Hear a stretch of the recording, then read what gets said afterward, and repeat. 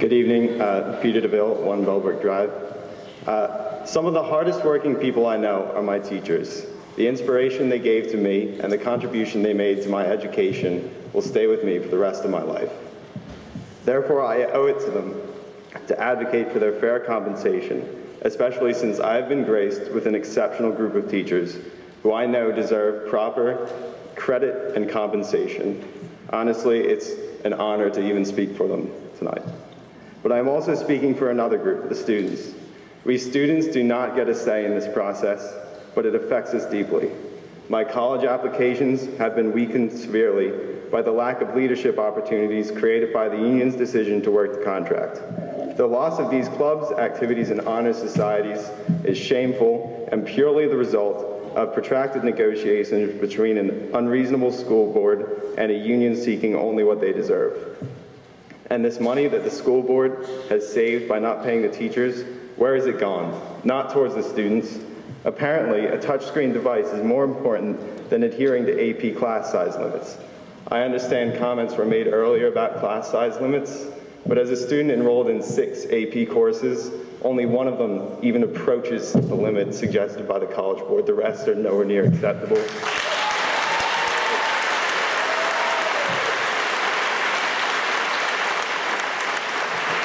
There are more students than desks in my AP Physics class. My AP Computer Science course has another class running in the same room. That's frankly disgraceful. I understand it adheres to your average, but if so, you're running a terrible average. So I and my fellow classmates are speaking here tonight in the hopes that you'll fulfill your duties as elected officials and prioritize my education over your ideology.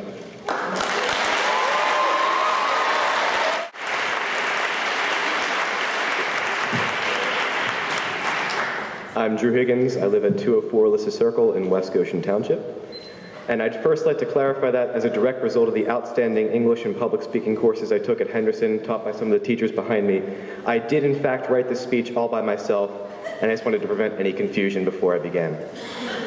It's obvious that the board is acting in the best interests of their own political ideologies rather than the teachers that they employ, so rather than waste 2 minutes of my time trying to convince them to act against their staunch beliefs, I'd like to change their perspective on the situation altogether. To do so, I'd like to go back to the year 1958 when President Eisenhower signed the National Defense Education Act into law. This was a response to the Soviet Sputnik and pledged over $1 billion to science and math classes in American public schools.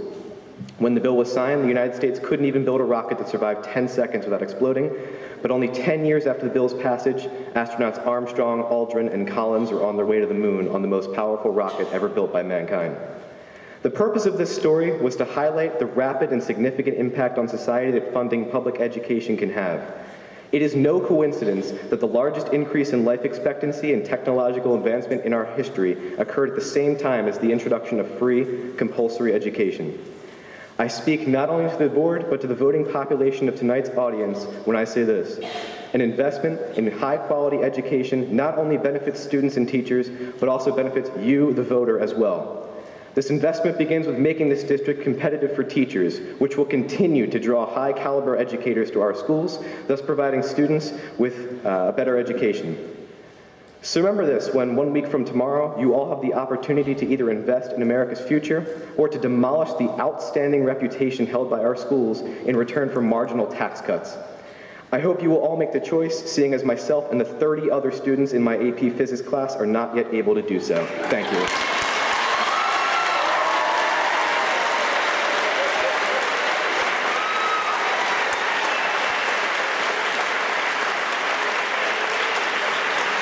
Best. Then I ask myself, what actions has this board taken in the last 2 years to meet this mission and further my education? What have you done to bring this district to the next level? Did you add new courses to challenge our high-achieving students? Or did you create incentives to attract the very best teachers? How about furthering early childhood education through the acceptance of the Keystone Literacy Grant?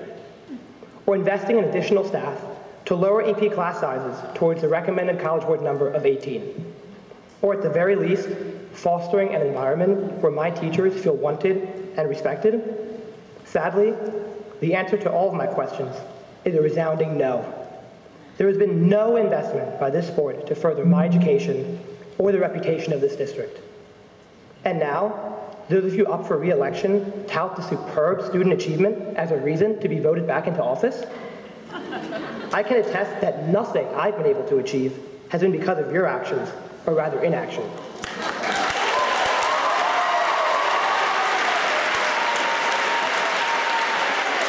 It has been my teachers who inspired and motivated me every single day to achieve my personal best. They are the reason for this district's pristine reputation. They are the reason for our great test scores. They are the reason people move this community. What seems justified, giving them a new contract or giving you 4 more years? Thank you.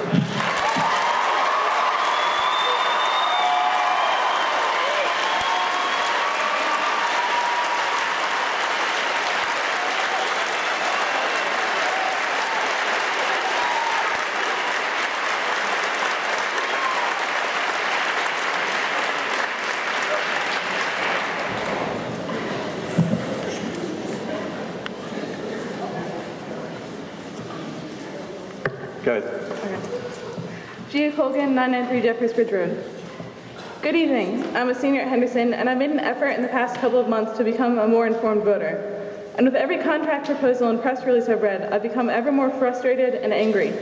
So I wanted to speak tonight as a student and as a voter on behalf of every one of the school district's teachers, for whom I have the utmost respect and gratitude. I know that this sentiment will be repeated by every speaker tonight, but I still don't believe it will be said enough or can ever be said enough. Our teachers excel at what they do. There are 2 issues in particular I wanted to address tonight. The first is compromise. It's an idea in which I place a great deal of faith. But let me make this clear. A 7-hour workday is not compromise. It's an insult. A drop from 90% tuition reimbursement to 30% for the postmaster's classes that teachers need not only to receive a pay raise, but to enhance their teaching ability is not compromise. It's an outrage, and it discourages improvement.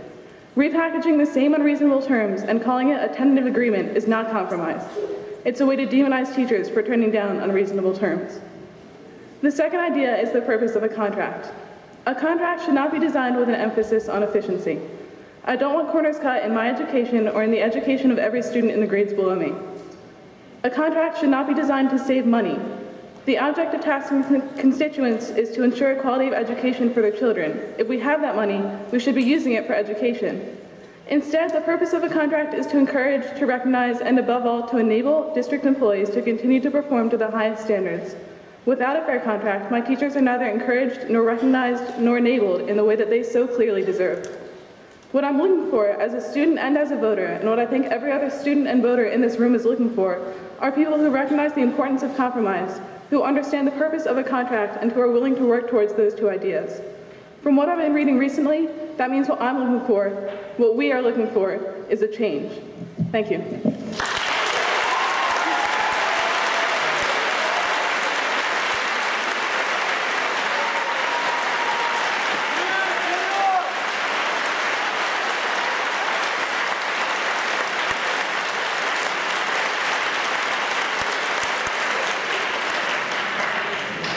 My name is Ryan Howe. I go to Henderson High School, and I'm in my biology class. There are 31 students in a room that holds 28, and I don't know if I'm going to pass the Keystones. Is this the best you can do for me?